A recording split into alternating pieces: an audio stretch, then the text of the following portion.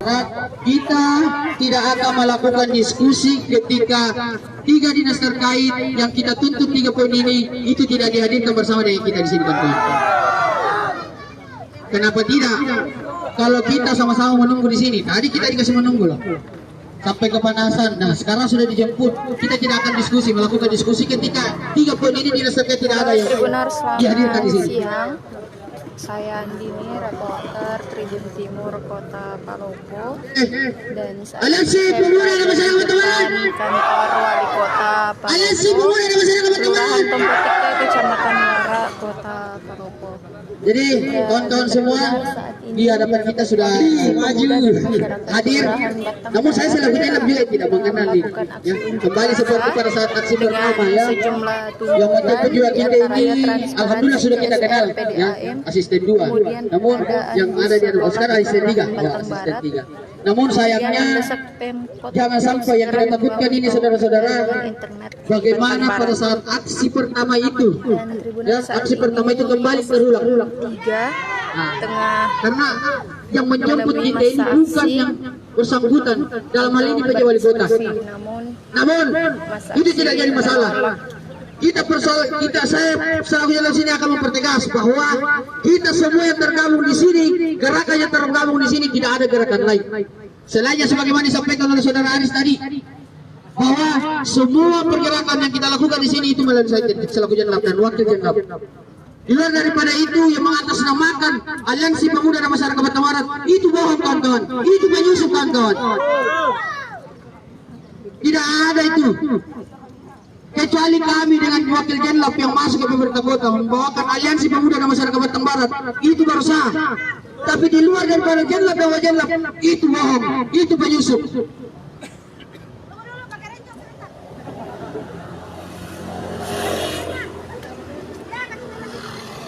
Jadi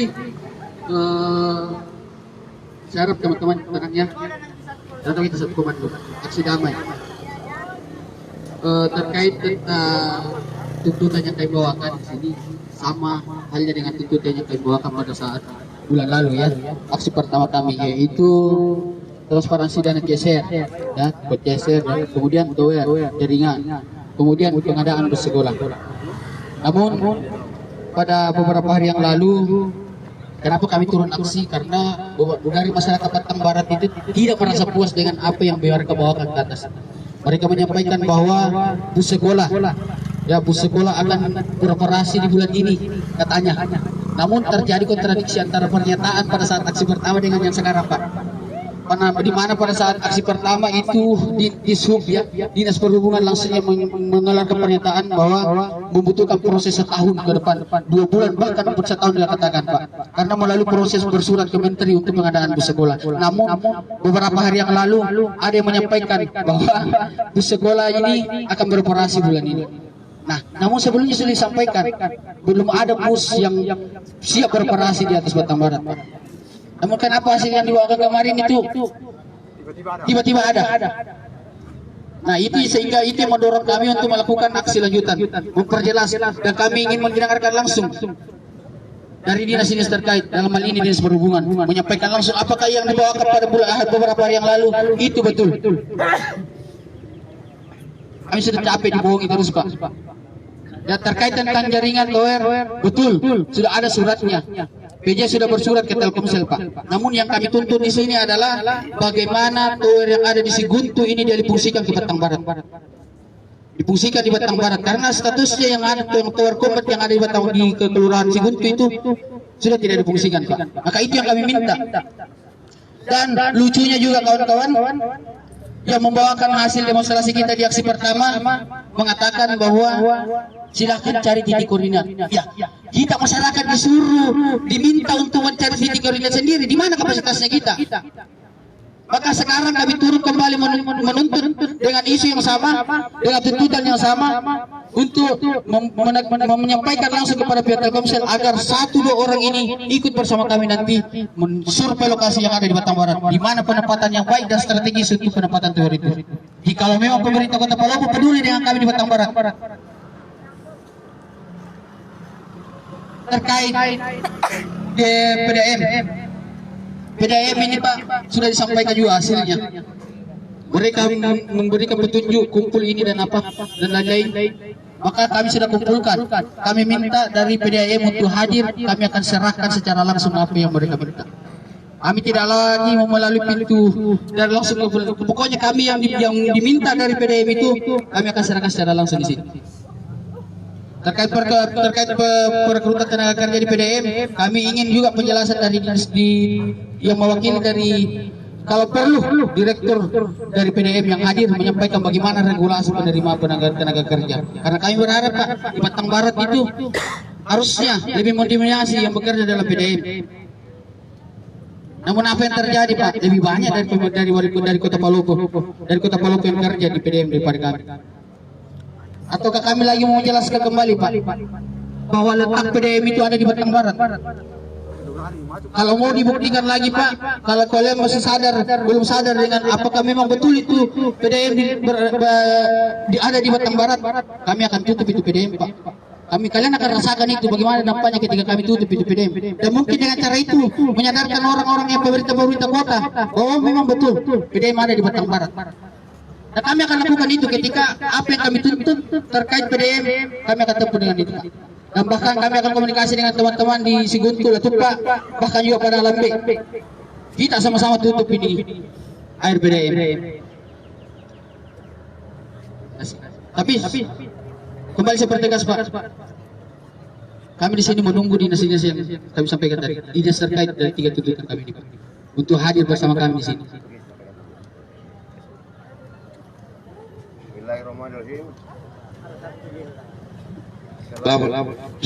Assalamualaikum warahmatullahi wabarakatuh. Terima kasih adik-adik semua. Saya kira apa ada saya sampaikan semua ada merupakan hal yang sangat penting sampaikan ada 3 poin. Ya, yang pertama tadi ya Pak Asyid telepon saya tadi dari Pak Walas. Ya, saya suruh wakil bergaul. Namun teman-teman yang punya tuntutan ini kita akan catat semua tadi. Itu sampaikan tadi. Ya. Kemudian apa yang nanti akan nanti. Ya, saya kira sampaikan. Jadi teman-teman semua apa yang disampaikan jangan takut karena saya ini tidak bisa ambil keputusan. Insyaallah saya sampaikan nanti. Ya. Saya sudah ada sekarang sudah berjalan ini. Ya. Saya mungkin sedikit asisten 3, AB orang tuaku. Jadi mungkin begini, asisten 2 kan sudah menjanji kami waktu aksi pertama. Apa-apa tiba-tiba datang untuk mencatat lagi, jadi kontradiksi lagi teman. Nah janji bikin apa-apa baru mau catat lagi, aksi lanjutan ini. Apa progresnya di Pemkot terkait aksi dari Batang Barat Pak? Terkait juga mobil kelurahan. Itu mobil kelurahan, panggil dulu, bisa kan dipanggil ada Pak Lurah ini atau camat. Ini mobil kelurahan tidak standby di Batang Barat. Begini Pak. Bapak. Sebentar itu sudah sampaikan. Apa disampaikan semua? Saya kira begini berkata beliau akan ditanya nanti. Tidak, kami mau ada di sini. Kalau bisa itu mobil kelurahan harus bawa masyarakat Batang Barat nanti. Kalau bisa, supaya itu mobil tidak diparkir di luar Batang Barat. Nah, kalau misalkan tiba-tiba ada kebutuhan masyarakat, harus ke Palopo lagi Pak. Nah, perjalanan ke atas itu jauh. Tidak jaringan. Jadi begitu Pak. Saya kira panggilkan dulu lah supaya kami akan bermalam di sini kalau apa yang kami sampaikan itu kemudian tidak diindahkan hari ini. Ya begini Pak. Jadi itu sudah berjalan kemarin. Kita sudah dari bandara ke berjalan kembali masih tak Pak. Berjalan ya. Jadi ya. Saya ketemu ada orang yang sampai ke ya. Assalamualaikum. Yang mewakili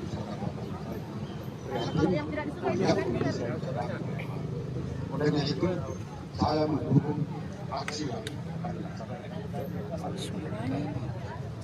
Dan perlu kita tahu Pak, bahwa mobil kelurahan itu kalau saya bilang sebelum beroperasi ada di polisi yang mengatakan bahwa mobil kelurahan peruntukan untuk kelurahan, bukan untuk lurah. Tapi kenyataan sekarang diperuntukkan untuk lurah. Ada staf yang seharusnya apa yang disampaikan Pak Judas lewat koran kalau pupus pada waktu itu bahwa semua mobil yang diberikan kepada standby di kelurahan, bukan di lurah. Tapi kenyataan sekarang standby di staf lurah. Nah, tujuan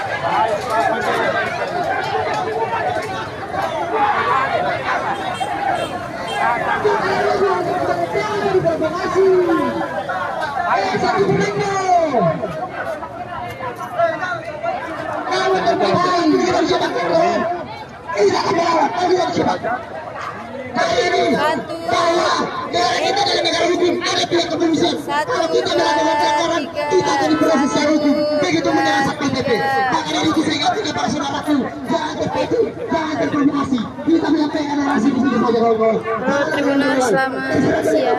Saya Anjani, reporter Tribun Timur Kota Palopo, dan saat ini saya berada di depan kantor wali kota Palopo, tepatnya di Kelurahan Temputika, Kecamatan Wara, Kota Palopo.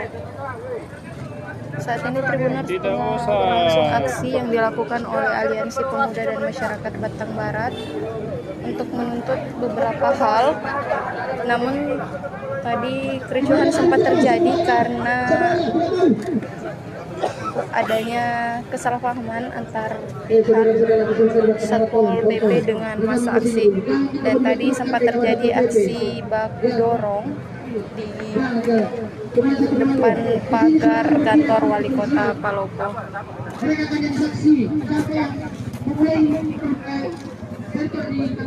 Namun kericuhan tersebut dapat diredakan oleh aparat kepolisian yang tengah berjaga.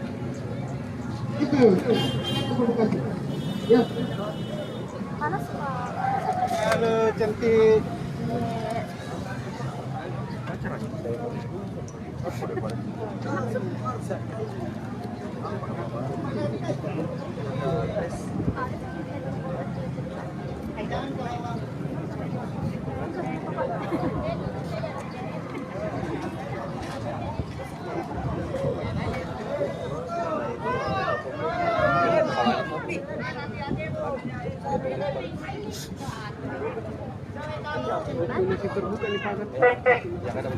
Kami sampaikan dulu Pak, yang permintaan kami tadi itu yang tidak tuntutan, buatkan surat rekomendasi supaya ada pegangan kami Pak. Amin amin amin tidak berganda. Amin amin amin. Amin amin. Tiap hari kamu ada. Oh, hari-hari. Iya Pak. Saya kan sudah sepakat tadi bahwa Kerja biru. Ya, oke, tunggu. Kita serang dulu,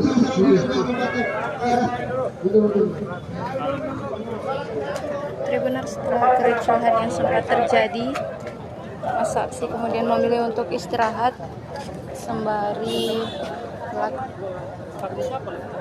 menunggu waktu ibadah sholat duhur selesai.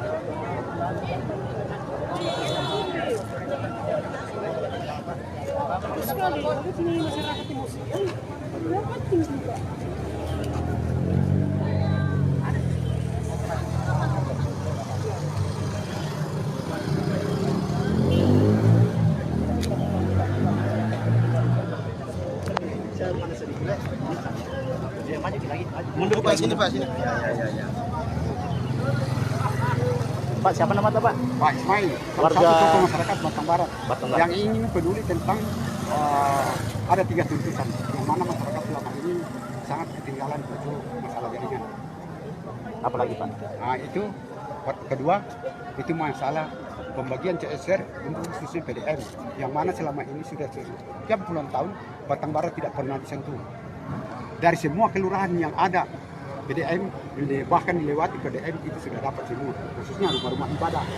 Tapi kenapa Batang Barat selama ini tidak pernah mendapatkan hal seperti yang sudah terjadi misalnya Perang Lawe, Batang Pak, kilo 9, kilo 11, bahkan kilo 12.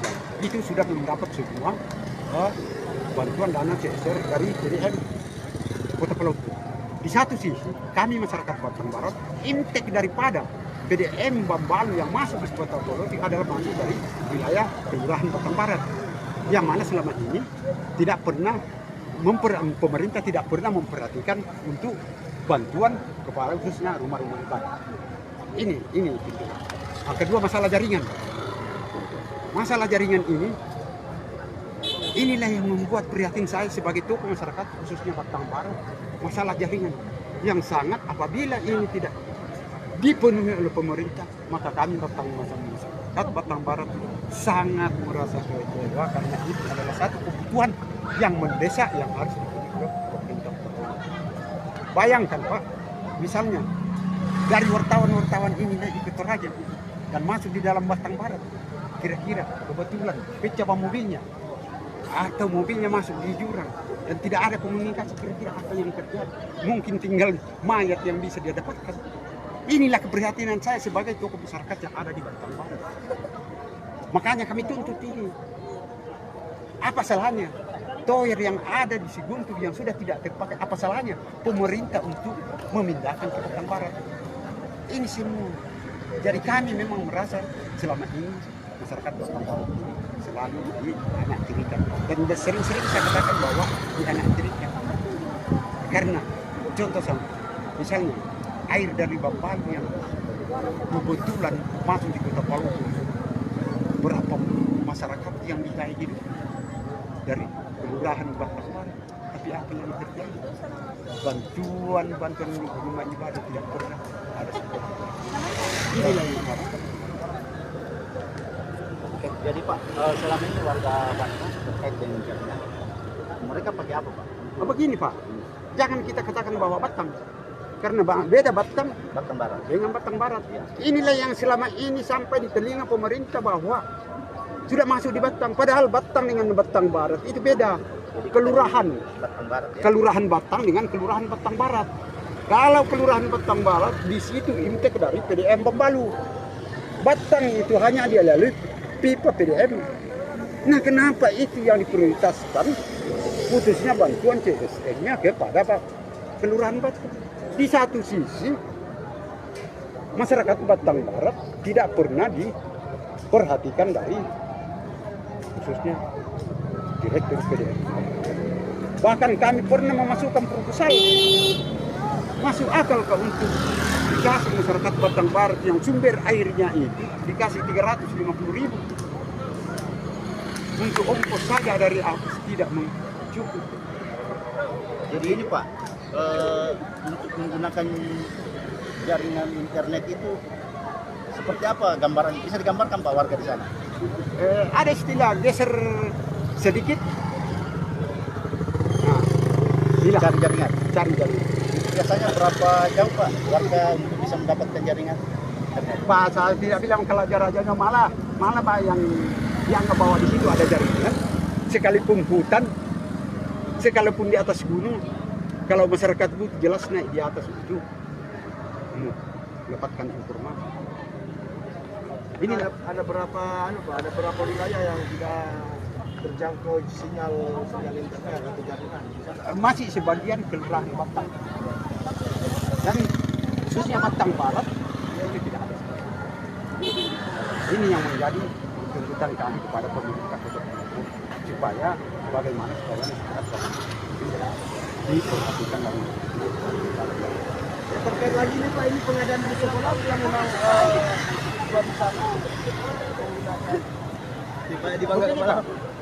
Jadi pernah ada bus perintis naik di atas, tapi kita tidak, masyarakat tidak tahu, tiba-tiba ditarik. Jadi sudah tidak ada. Sudah tidak ada.